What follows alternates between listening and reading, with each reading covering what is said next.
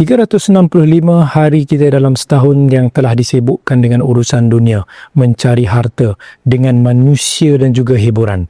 Apalah salahnya jika kita dapat meluangkan sedikit masa kita pada bulan Ramadan ini untuk beriktikaf, melazimi rumah Allah dengan niat untuk melakukan ketaatan.